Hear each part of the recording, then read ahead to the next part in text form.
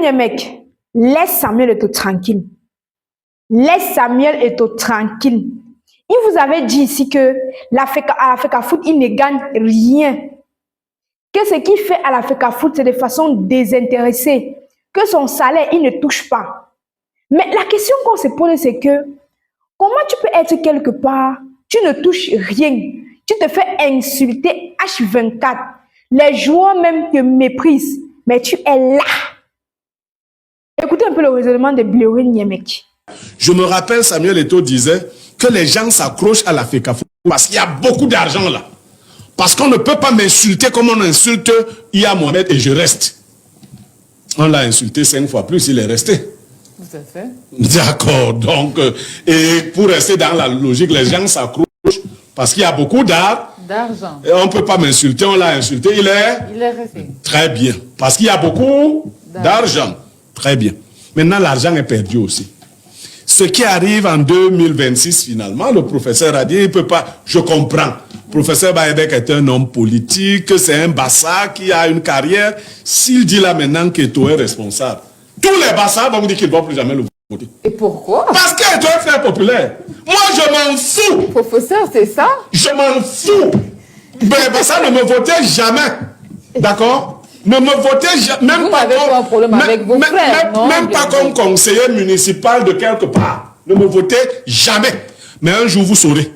Donc, si la mère et le père engagent la bagarre la nuit, l'avant-veille de la composition du bac de l'enfant, ils se bagarrent, ils tombent sur les cahiers de l'enfant, ils renversent l'eau sur les affaires de l'enfant. La bagarre jusqu'au matin. L'enfant n'arrive pas à s'apprêter. Il arrive à l'établissement à 8h15. Et il a passé le temps à séparer la dite bagarre. Non, à subir la bagarre. Oui. Il arrive, on dit que l'heure est passée. Tu n'es plus admis en salle d'examen. On commence à chercher qui sont les responsables de l'échec de l'enfant. On dit la malgouvernance, l'État pose. On peut dire que l'enfant n'a pas bien étudié. Mais il n'a même pas composé. Qui est les parents, qui est l'enfant ici? Le père ici, c'est le MINSEP. La mère, c'est la FECAFOOT.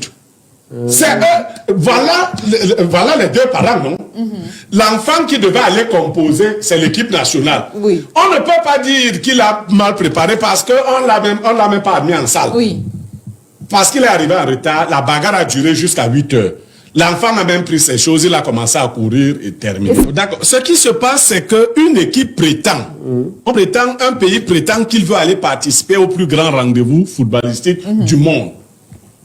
Mais la guerre se déclenche.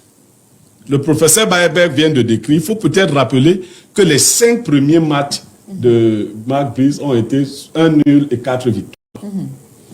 Très bon.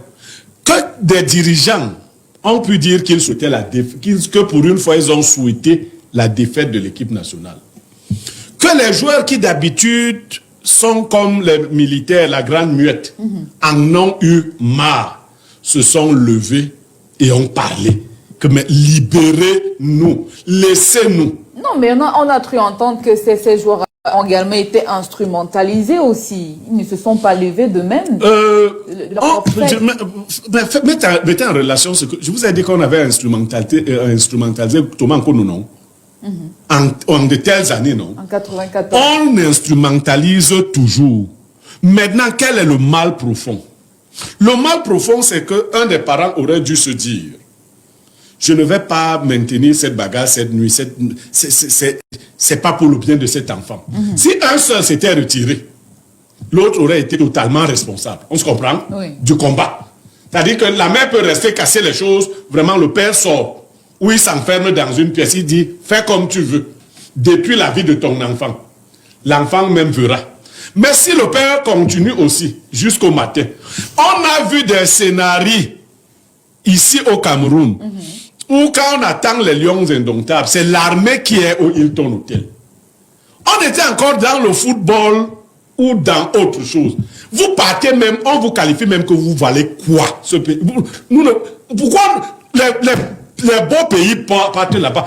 Un pays qui... Mais tu ne vas pas salir l'équipe des Lions Indomptables comme ça. Ce n'est pas l'équipe que moi je salis. Hein. Oh. Je dis que j'ai vu dans la même équipe Un type qui a les maillots, il dit qu'il ne remet pas les maillots, il rentre avec, je ne sais pas si c'est dans la nuit, les maillots de la sorcellerie. Cette équipe, si s'est retrouvée dans des pays abandonnés à minuit, les gars, mais vous pouvez pas imaginer.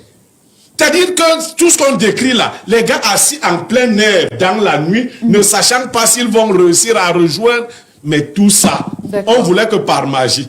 Et pour montrer donc la vraie responsabilité à la fin, c'est que dès que le roi suprême s'est levé, il a coupé les têtes. Actuellement, on a dépouillé l'équipe de tous les talents qui y restaient. De tous les talents. On nous a mis des no-names parce que Kofane va aller... il fait... quand je serai président, les Kofane ne vont plus jamais jouer. Vous avez un problème avec ce jeune garçon? Bien sûr. Parce qu'effectivement... Je pense que dans pour les matchs qualificatifs, il a bien joué. Très bien. Oui. Mais je dis donc, on a enlevé tous les grands noms, tous les grands joueurs. Parce qu'on va se filmer avec Kofane qui va prendre les godasses. Donc, voilà les performances, il va prendre les godasses. On a cru, je sors par là, qu'en inaugurant le siège, le nouveau siège. Comment vous appelez ça? Là où on garde les morts souvent. À la mort. Les morgues vers Ouagadougou. Qu'en inaugurant un grand truc comme ça, pardon, ça ressemble à une morgue. Pardon. Qu'en inaugurant ça, les Camerounais allaient... Ça s'appelle quoi? Pourquoi c'est comparé à la mort? Je ne comprends pas. Alors, tu vas un peu loin. Oui, on a cru qu'en inaugurant ça... Tu sais que c'est un philosophe. On a cru qu'en inaugurant ça, les Camerounais allaient oublier la douleur de la Coupe du Monde. Sauf que quelqu'un lui-même a été qualifié à la Coupe du Monde. Pendant qu'on est dans la douleur, quelqu'un se plaint parce qu'il est malade. Ne te moque pas de lui parce que tu ne connais pas demain. Il est donc lui à la Coupe du Monde là où l'équipe n'est pas. Et il nous envoie dans les Snapchat. Les Snapchat. Il envoie dans les Snapchat qui nous rappelle que nous aussi on aurait dû être là où le président est. À Miami Beach. Le président seul a été qualifié. Toute l'équipe est restée au Cameroun. Il est allé là-bas comme un homme riche, il a l'argent. Très bien. Voilà. Mais on aurait dû être tous là-bas. Il nous a fait perdre 7 milliards. Alors, on dit que le dossier était déjà mort. Observez que le dossier était mort. C'est lui qui a réveillé ça avec les Snapchat. On dit que, maintenant, alors on va te faire les snaps. On envoie. Les anciens grands choristes de l'église, l'église en question. Un des diacres de l'église a dit hier sur sa chaîne de télé que l'évêque est responsable. Un ancien diacre. C'est-à-dire un diacre de haut niveau. Personne ne peut la communion du pasteur. Oui, un diacre de haut niveau. Donc les gens me rejoignent dans... C'est-à-dire que les gens quittent l'église. Ils viennent à la religion traditionnelle dehors pour la sorcellerie. Donc, voilà, donc il nous a envoyé les images. On a eu la nostalgie. On s'est dit que... c'est là-bas que nous aurions dû être nous aussi. Très bien. On ouvre donc le débat et les gens commencent à pleurer. Les gens ne m'ont jamais demandé pourquoi j'étais si fan de Joseph-Antoine Bell. On ne m'a pas demandé. Alors qu'on me voit ne pas être fan des gens. Hein. Je ne sais pas si les Camerounais ont suivi cette affaire-là. En 1994, il décrivait les plaies béantes du football camerounais et de tout le système. Oui, là, je peux dire, Eto'o était né, mais il n'était pas encore à ce niveau-là. Parce qu'en 1994, évidemment, Bell va prendre... Moi, je trouve en Espagne, en 2001 ou 2002, il a 17 Non, il n'a pas l'âge là, vraiment. On est né en Bogada ensemble. Alors, il n'est pas l'âge là. Il sait. Il faut même y aller discuter sur... Non, il n'est pas né là-bas. Il est plus Il n'est pas né là-bas. Si je donne son égal, quand on essaie. Son égal est cadre au MINCAF. Un gars de DEA. Non, vraiment, on se connaît. Il a aussi fait le combat. Donc, laissons là-bas. Je ne vais pas, je ne viens pas là-bas. Il n'est pas né là-bas. Il n'est pas né là-bas. On connaît. Descente poubelle bas en Vogada. Allons nous renseigner. La femme qui l'a accueilli, elle a une machine à écraser. Son cap, on appelle ça ambassade au cap. Donc, elle est là. La grand-mère là est là. Donc, ce n'était pas en cette. Si tu lui dis même l'année là, elle va dire que ça, c'est quoi, c'est comme ça. Je sais que certains vont se poser la question de savoir pourquoi cet acharnement-là sur la personne de Samuel Eto'o. Ce que vous devez comprendre, c'est que c'est Samuel Eto'o lui-même qui a voulu attirer l'attention sur lui. Parce que je me souviens bien que, certes, les Camerounais, c'était un peu révolté au début, mais ça allait passer, ils avaient fini par comprendre que, en fait, ils ne sont pas là à la Coupe du Monde. Tu sais, même, c'est un peu comme le deuil. Quand tu annonces le deuil à l'instant, tu pleures, ça passe. Quand le deuil est à la morgue, tu vagues à tes occupations et tout. Mais quand le jour de l'enterrement, que tu ressens encore cela, c'est un peu comme ça que ça s'est passé avec les Camerounais. Quand on a été disqualifié de la Coupe du Monde, oui, on s'est lamenté. Mais quand ça a vraiment commencé, les Camerounais se sont un peu sentis frustrés, mais ils sont passés dessus. Celui qui commence les provocations même, c'est M. Samuel Eto'o. C'est M. Samuel Eto'o qui commence avec les victimisations à accuser les gens. Ça me rappelle un peu comme on était petit. Quand j'étais petite, par exemple, que j'ai cassé le verre, dès que ma mère vient, j'étais d'abord donc une actrice pro. Vous connaissez, non? L'ironie pas possible. Dès que ma mère rentre, c'est moi comme ça, je prends le verre. Maman, c'est Bidou qui a cassé. Directement, j'accuse une autre personne. Que non. Elle ne peut même pas rester comme ça et dire, mais si c'est elle qui a cassé, pourquoi est-ce qu'elle vient dénoncer une autre personne? Je manipule ton cerveau. Que non, comme j'ai cassé là, si peut-être que je dénonce une autre personne, la première, si tu viens, tu dis que non, c'est moi, on va dire que non, comment est-ce qu'elle a cassé le verre et elle vient t'accuser la première en plus?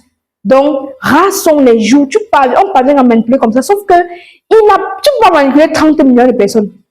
Je peux manipuler une personne, mais tu peux manipuler 30 millions de personnes. Les statuts visés qu'il a commencé à faire, oh, il faut assumer, tu avais dit que Mabou, c'était le meilleur entraîneur. Tout ça, toutes les attitudes enfantines là, c'est ça même qui énerve. C'est ça qui énerve. Lui, il est parti à l'ouverture de la CAN. Pourquoi ne pas juste profiter du moment et rester tranquille? C'est ce jour-là même qu'il a commencé les statuts visés. Il a mis cette photo-là, vous vous souvenez, j'avais même posté, il a mis cette photo, il a dit il faut assumer. Le message, il a envoyé ça à Onana. Quand il avait dit à l'autre, tu avais dit que Mabou c'est le meilleur entraîneur, il parlait comme ça au président, c'est le président de l'ONIES, c'est l'ONIES, c'est qui là. À son frère, bah, ça. Mais quand il fait tout ça, ça énerve. Selon les Camerounais, ils se souvenir qu'en fait, tout ce que tu es en train d'accuser là, c'est pas eux le problème, c'est toi le problème. Souviens-toi, tu avais dit que, voilà maintenant aujourd'hui, si on avait dit que ça devait prendre autant d'ampleur, il n'aurait pas cru. Il n'aurait jamais fait ce qu'il a eu à faire le jour de l'ouverture de la Coupe du Monde. Donc, quand vous allez venir ici maintenant pour m'insulter que Samuel Eto'o est monté, il est descendu, laissez, c'est pas nouveau.